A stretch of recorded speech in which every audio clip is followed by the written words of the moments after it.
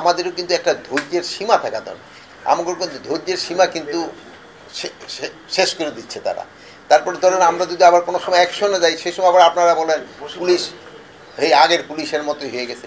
এই ক্ষেত্রে আপনারা তাদের একটু বলা দরকার যে তারা যে কারণে অকারণে করতেছে, তারা এটা রাস্তাঘাট ব্লক না করে তাদের যে ঊর্ধ্বতন কর্তৃপক্ষের কাছে তারা জানাইতে পারে।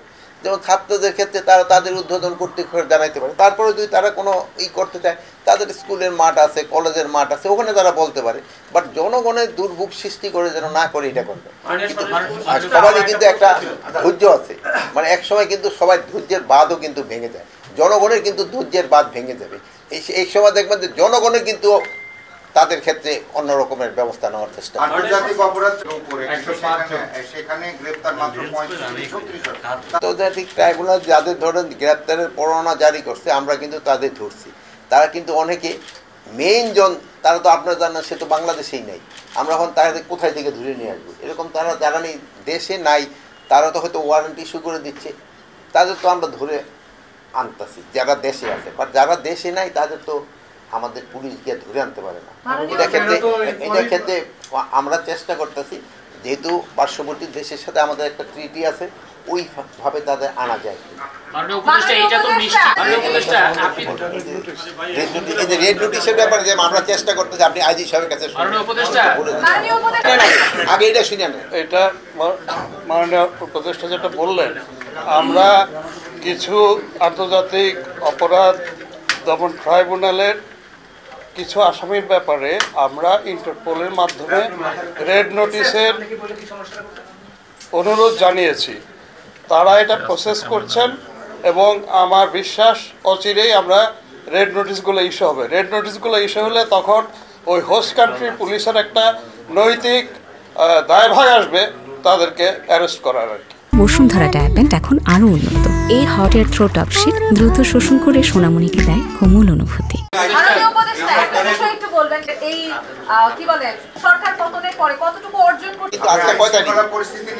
আজকে কিন্তু 6 মাস পূরণ হয় নাই, কিন্তু 6 মাসের মধ্যে করছি। এখন আমরা কতটুকু অর্জন করতে পারিছি এটা জনগণ বলতে পারবে, আমরা তো বলতে পারবো, কিন্তু আপনারা হয়তো সাংবাদিকরা আরো ভালো বলতে পারবেন আমরা কি পরিস্থিতিতে দায়িত্ব নিছি, ওই থেকে এখন পরিস্থিতি কি রকম। জনগণ তো আশাবাদী বরাবরই আপনাদের কাছ থেকে। জনগণের আশা তো আমরা আস্তে আস্তে পূরণ করতেছি।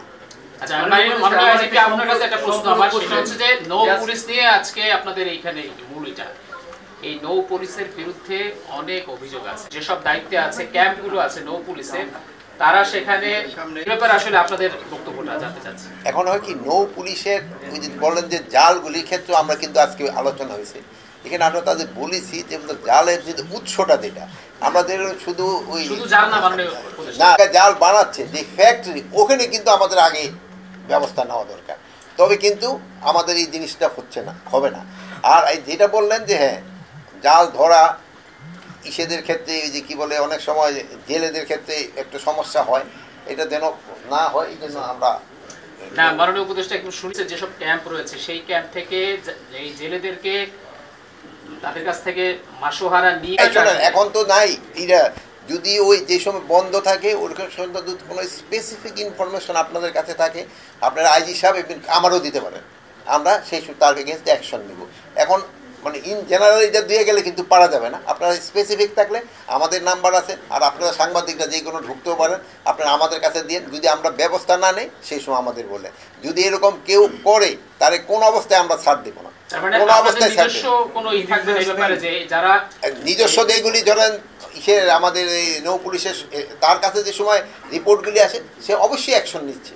এরকম যে দুই একটা যে ঘটনা ঘটতেছে না তা না, এবং হচ্ছে, এবং এইগুলির ক্ষেত্রে অ্যাকশন নেই। যদি কোনোটা অ্যাকশন না নেয় আপনারা আমাদের বলেন, আইজি সাহেবরে বলেন বা আমাদের বলেন, আমরা অ্যাকশন নিব। আমরা মাঠ পর্যায়ে তাদের আইজি সাহেবের নির্দেশনা কিন্তু একবারে অ্যাবসলিউটলি ক্লিয়ার, এখানে আইজি সাহেবের নির্দেশনার ভিতরে কোনো সমস্যা নেই। এবং আপনারা জানবেন যে আগের এই গত 15 বছরের পুলিশের যে আচরণ, ওই আচরণ তো আবার আপনারা চাচ্ছেন না।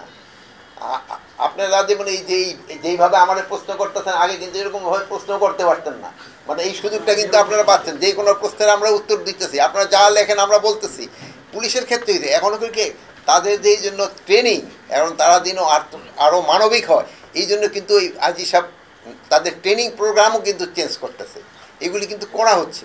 কিন্তু হয় কি এগুলি করতে তো সময় লাগে, মানে আজকে এক বললেন কালকে তো হয়ে যাবে না। আর এরকম যে ধরেন উত্তরা থানা এরকম দুই একটা তো ঘটনা ঘটবে, যে ঘটবে না তা না, বাট এটার ক্ষেত্রে আপনারা দেখতে হবে আমরা এদের ক্ষেত্রে অ্যাকশন নিচ্ছি কিনা। যদি আমরা অ্যাকশন না নেই শিশু মানুষদের বলতে পারেন আমরা তো অ্যাকশন নিচ্ছি, এবং আজ এই সপ্তাহে পুরো অ্যাকশন নিচ্ছে। তা আপনারা ভালো থাকেন, দোয়া করি আল্লাহ।